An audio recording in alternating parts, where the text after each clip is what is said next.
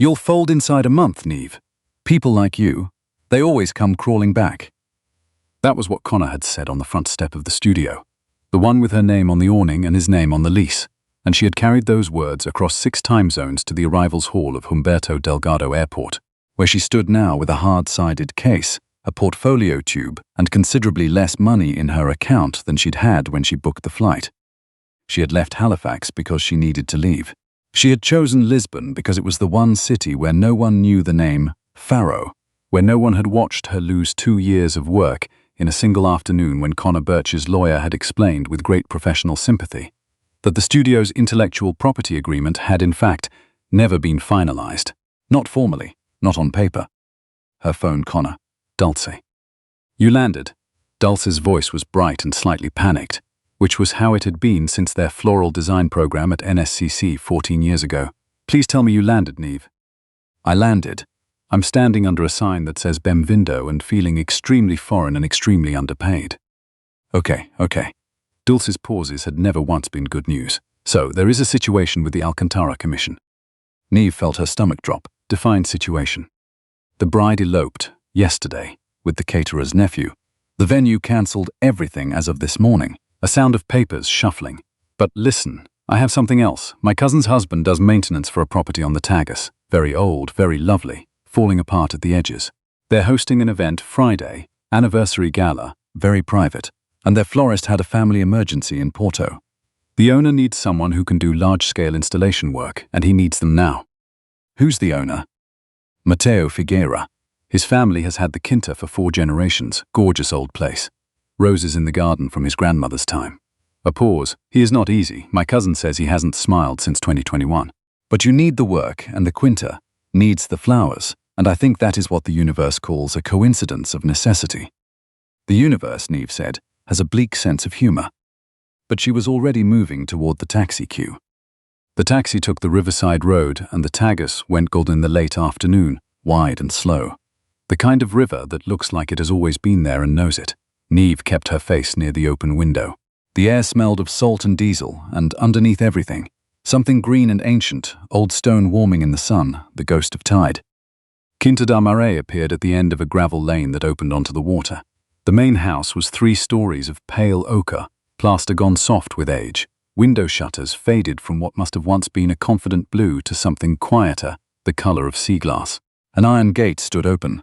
It had been open for so long the hinges had grown into the stone beside them.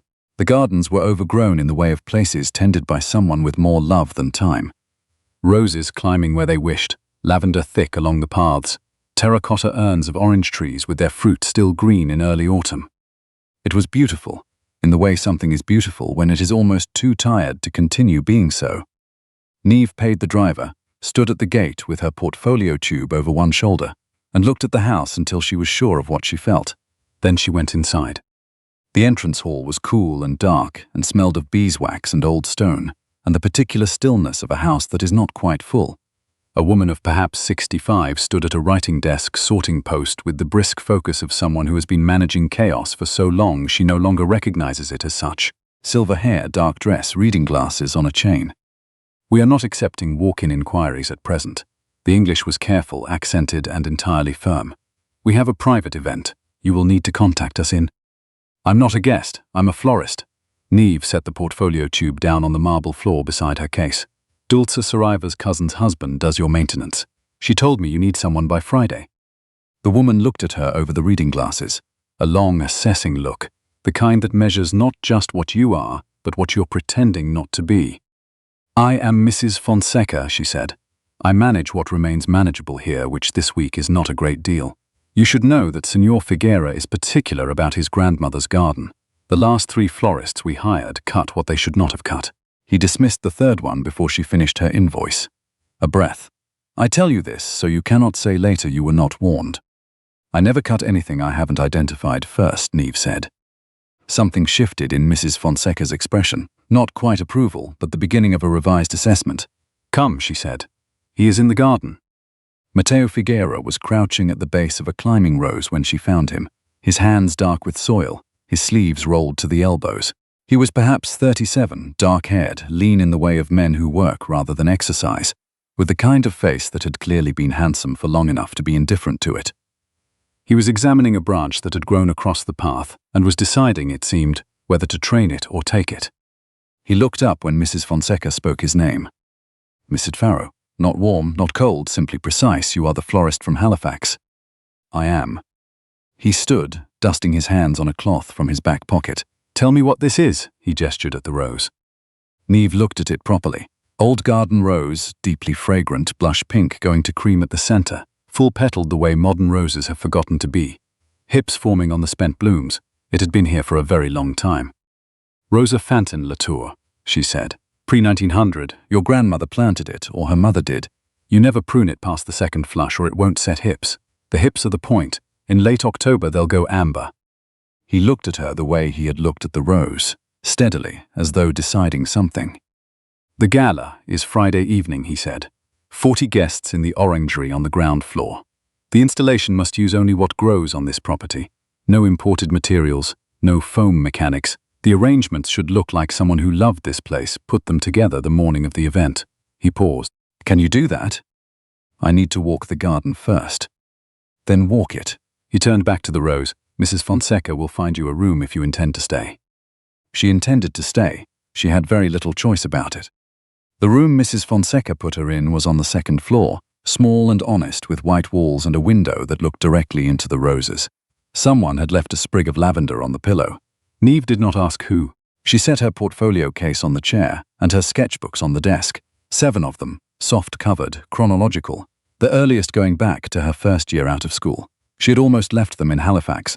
She had stood in the stripped studio with Connor's lawyer's letter on the work table and thought very clearly that a woman walking away from everything should not carry with her the evidence of what she was walking away from.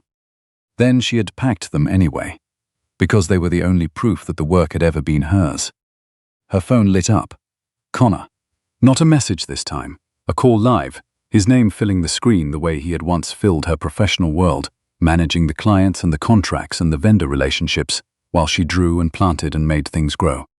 She watched it ring for 4 full seconds. Then she picked up. "Neve." His voice was warm the way it had always been when he thought he still had the advantage. "Finally. Your mother said Europe, and I thought, God, she's actually done it. How's Lisbon?" "How did you know I was in Lisbon?" "Your Instagram, obviously. Listen."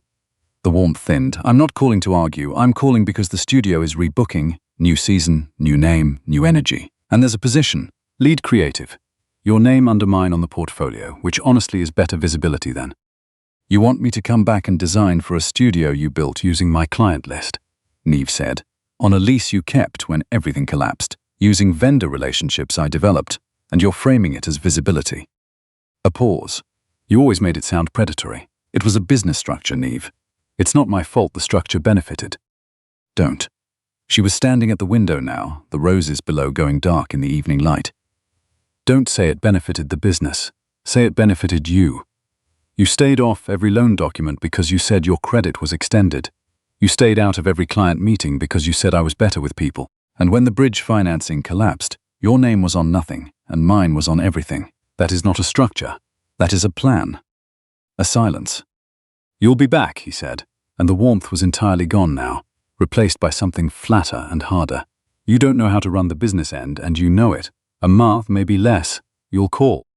She looked at the lavender on the pillow. She looked at the spines of the 7 sketchbooks on the desk. "Goodbye, Connor." She pressed end, found his name in her contacts, blocked it, found the unread voicemail he'd left from last week, and deleted it without listening. The little notification icon that had sat at the top of her screen since Halifax went out like a lamp. Her hands were shaking. She pressed them flat against the cool stone of the windowsill until they stopped. Below her, the garden breathed in the dark, and somewhere in the orangery 2 floors down, someone was moving between the terracotta pots, and she had promised a difficult man a garden installation in 4 days, and had not yet drawn a single line. There was a knock at the door, 2 firm knuckles. "Miss Farrow." Matteo's voice, low on the other side of the wood. "I wanted to ask whether you'd had any chance to assess the cutting garden before the light went." She opened the door. He was standing in the corridor with his jacket off and his sleeves still rolled. He had apparently walked up from the garden directly, and he looked at her face once, briefly, and whatever he saw there he chose not to name. "You haven't," he said. "Not an accusation, an observation." I got distracted. "It won't happen again." "Come then, I have a torch. The cutting garden is better seen at dusk anyway. You can see which blooms close and which stay open." They walked the property for an hour, Matteo holding the light, Neve moving along the beds, cataloguing by touch and scent what she could not fully see. Antique roses, yes, and lavender running wild along the south wall, and dahlias in the late season orange and burgundy. She hadn't expected to find this far south. And in the corner near the old well a stand of flowering quince that had not been pruned in perhaps a decade and was glorious for it. "What is the gala for?" she asked. He was quiet for a moment, the kind of quiet that means the question costs something to answer. "My family has held this property for 112 years, he said. "We have been losing money on it for 23 of them. On Friday, the guests include 3 partners in a development group that has made an offer on the Quinta. They would build something modern, a resort. The garden would go. The building might stay, structurally, but it would be unrecognizable." He looked out toward the river. "I am not ready to let it go, but I am also running out of reasons that make sense on a balance sheet." So the gala. I want them to remember why a place like this exists, what it offers that a resort cannot." A silence. I told myself I needed a florist. I think I need the garden to make an argument I cannot make in a boardroom. Neve stopped beside the old quince. She put her hand against the bark, rude, dense, the tree's whole life stored in it. "What did your grandmother call this garden?" He turned. "Au Jardim de Tudo. The garden of everything. She said it grew whatever the season required of it." Neve looked at the quince, then at the roses caught in the edge of the torchlight, then at the river beyond the wall, a darker darkness against the dark. "I know what the installation is," she said. The next morning she was in the cutting garden before the dew was off the grass. By midday she had sketched the full plan.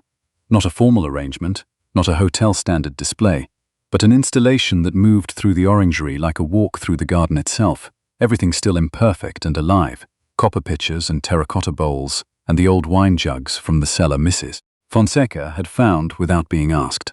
She was explaining the copper pitcher concept to Matteo, how his grandmother's era would have used what was at hand, not what was imported, when the temperature of the room changed. A woman came down the main stair as though the house had been arranged around her arrival. She was perhaps 40, dark-haired, pale-suited, carrying a leather portfolio with the ease of someone for whom such things are accessories. She took in the orangery, the copper pitchers, the soil on Neve's hands, with a single economical glance. "Matteo." She kissed the air near both his cheeks, the greeting of someone who has navigated the formal intimate distance with considerable practice. "You didn't tell me you'd found someone." "Isabel." His voice had gone careful. "This is Neve Farrow. She's handling the florals for Friday." "Isabel Ramos." She said it herself, extending a hand to Neve with a smile that was warm on the surface and measured at the root. "I represent the development group's interest in the Quinta. Armas Sound Partners." The English was for Neve's benefit. She'd read the nationality in seconds. "We're very much hoping Friday goes beautifully. A successful evening makes everyone's decisions easier." "Which decisions specifically?" Neve asked. Isabel tilted her head, amused. "Practical ones. Matteo is very attached to this place, as you can see. We at Armasan simply want to ensure it has a future, whatever form that takes." She looked at the sketches on the orangery table. "You're doing all of this yourself? No assistance?" "For now." Isabel set her portfolio on the table's edge, a small, deliberate thing, the claiming of space. "You should know, Miss Farrow, that Armasan will have their own consultant present Friday. Luis Pereira. He manages events for properties across the Algarve. He will observe." She paused. "I only mention it because a florist working without a local business registration and on an informal arrangement isn't exactly what an investor group expects to see when they're assessing operational standards. If Pereira asks about your credentials here." "Isabel," Matteo said it the way someone closes a door. "I'm being practical." She looked at him, and there was something old and careful in the look, the residue of a history Neve had not been present for. "I'm protecting the evening. You know I want Friday to succeed." "Then let the work proceed," he said. Isabel gathered her portfolio, her smile still in place, and excused herself to the ground floor office. Her heels marked every step across the old tile. The orangery settled. She was thorough, Neve said. "She is always thorough." Matteo was looking at the copper pitchers. "We were together some years ago, before she took the position with Armasao. Now she sits on the other side of the table. A pause. She is not wrong about the operational question. I should have formalized our arrangement properly from the beginning. Can you? I am working on it. He said it without looking at her, which told her he wasn't entirely sure. The flowers arrived Thursday morning in 2 van loads. The delivery driver, a compact and cheerful man named Tiago, who claimed he'd delivered to the Quinta since Mateo's grandmother's time and was clearly exaggerating, handed Neve a bunch of blush-climbing roses with a grin. These nobody ordered, he said. These I bring because a house making a decision about itself should smell like itself, not like a corporate florist. Neve pressed her face into the roses. They smelled of honey and old stone and the particular sweetness of a garden left to its own logic. And something in that combination, the scent and the morning light coming off the tagus, completed the installation in her mind. Not just the visual, the whole argument. She was arranging the first copper picture grouping when Tiago reappeared at the door, less cheerful than before. The woman, he said. Dulce asked me to pass a warning. Isabel Ramos, she looked into you, your business in Halifax. Neve kept her hands moving in the roses. I assumed she would. There was a studio. It closed. There was a dispute over the design work, whose it was. He was choosing his words carefully. Jules says, don't let her use it to push you out before the event. She will try. Neve set down the roses. She already started, she said. Connor arrived that afternoon.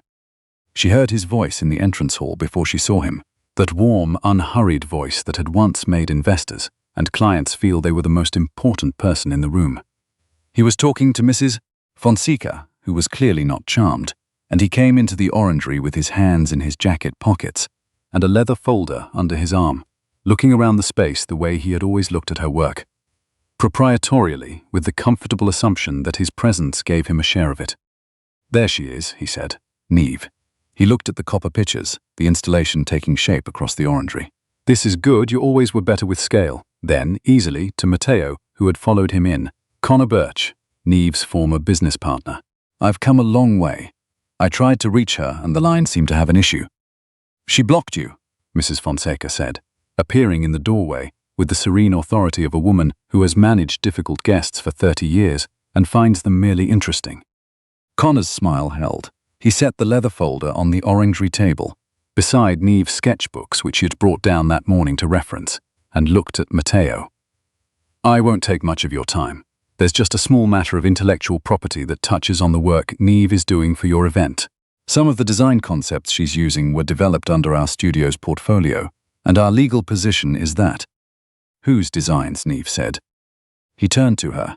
The warmth in his voice was thinner now. Neve, we can do this privately. You came to his house with a folder. We do it here. She picked up the top sketchbook from the pile, the oldest one, soft-covered, the binding repaired twice with tape, her name written on the inside cover in the round hand she'd had at 22.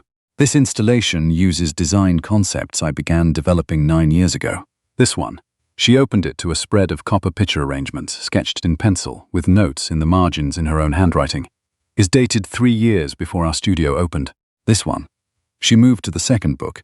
Was drawn during the first year of the studio, at my kitchen table on weekends, because the studio didn't have a proper design space yet. Your name is not in any of these books.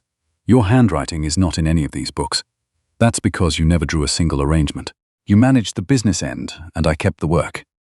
She stacked the books deliberately between his folder and the copper pictures. Open the folder, she said. Let's compare. Something shifted behind his eyes, the easy warmth recalculated. It was Isabel who moved first. She had come in sometime during the exchange, quietly, her portfolio under her arm, and she reached past Connor and opened his folder herself. She read fast, the way Neve had already learned she read everything, quickly, completely, with no sentiment. After a moment, she closed it. There is no registered intellectual property claim, she said.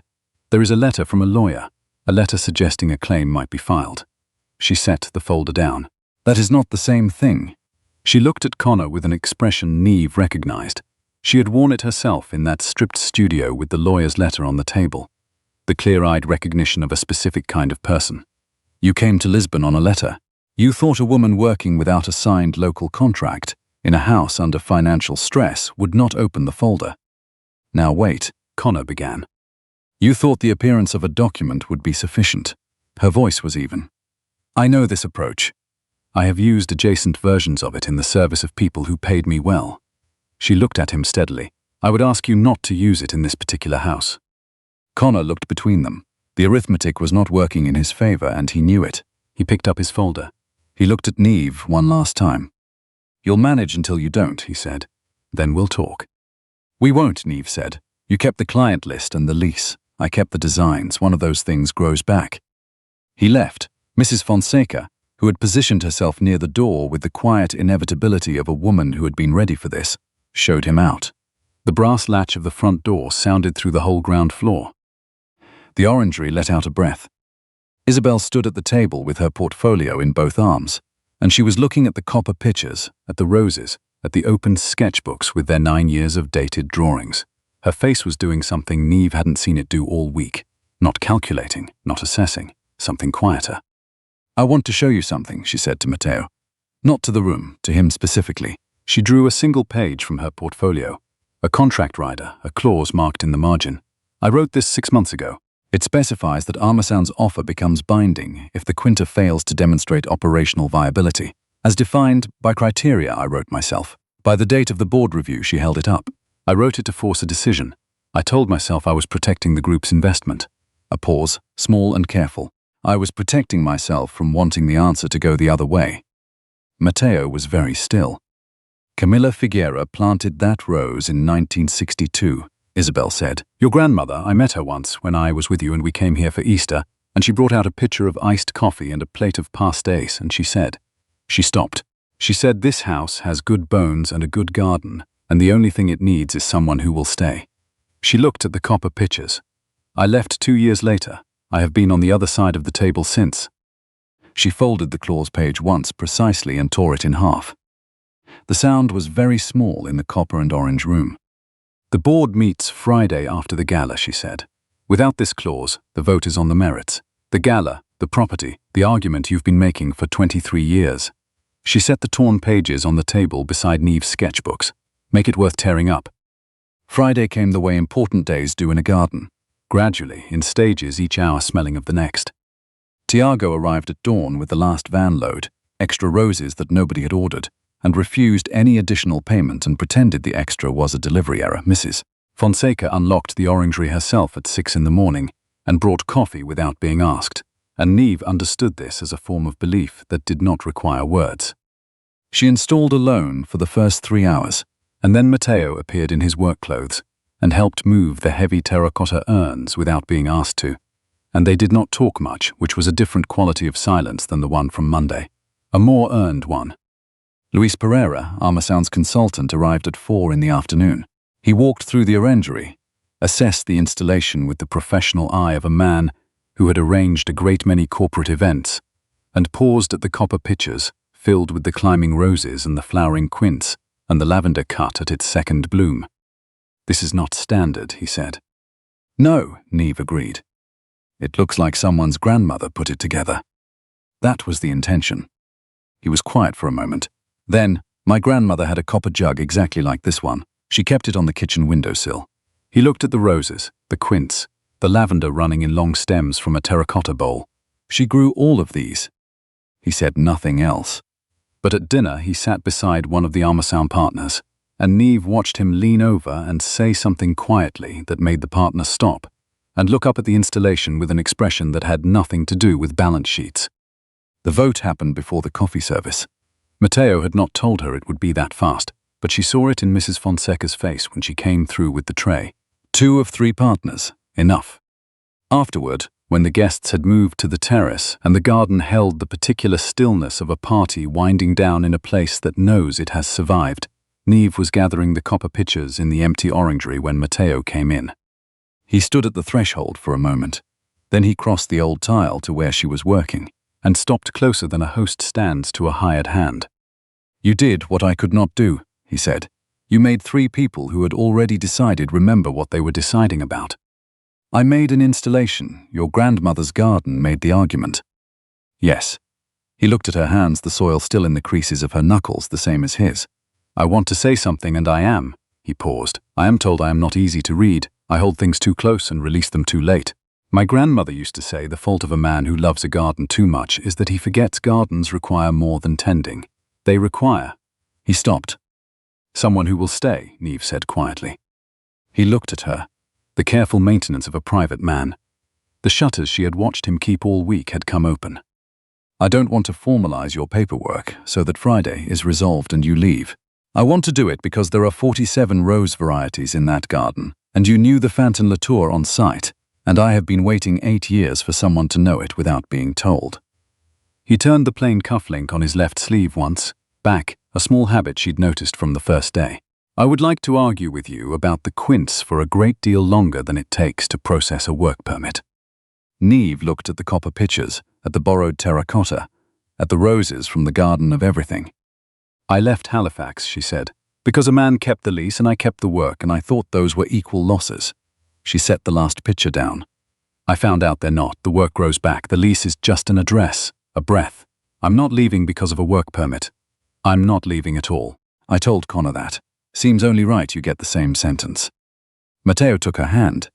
Not dramatically, just plainly the way you take hold of something you have decided to keep. And the orangery held the scent of blush roses and old copper, and the particular sweetness of a garden, left to grow however the season required. Autumn came in the way it does on the Tagus, slowly, the light going from gold to amber to a long burnished bronze that lay on the river for the whole length of the afternoon. The Quinta opened the cutting garden to visitors. On the first Saturday in October, Mrs. Fonseca's idea carried off with her characteristic blend of pragmatism and feeling. People came from the town to walk the paths and cut what they wanted, and leave a small donation in the copper bowl by the gate. There were children who had never seen a rosehip before, and old women who had, and they all took something home. Neve's work permit came through on a Tuesday, ordinary and unhurried, the way paperwork moves when there is no deadline, forcing it into the wrong shape. Her name went on a small brass plate by the garden entrance, design and installations. Not on the door of the house. She had asked for that. A name on a door, she had learned, can be made to carry things it should not have to carry. Her name lived instead where it had always lived, in her own handwriting in the margins of 7 sketchbooks, and now an 8th, the first with a Portuguese address, written inside the cover. Dulce came for 2 weeks in November and took full credit for everything, and was not entirely wrong to do so. Connor did not call again. She had not expected him to. What she had not expected was how little space his absence took up once he was gone. Isabel Ramos sent a handwritten note in November, 3 lines. The board approved restoration funding for the orangery glass. I told them the garden made the argument. I did not tell them it was a copper pitcher from 1962.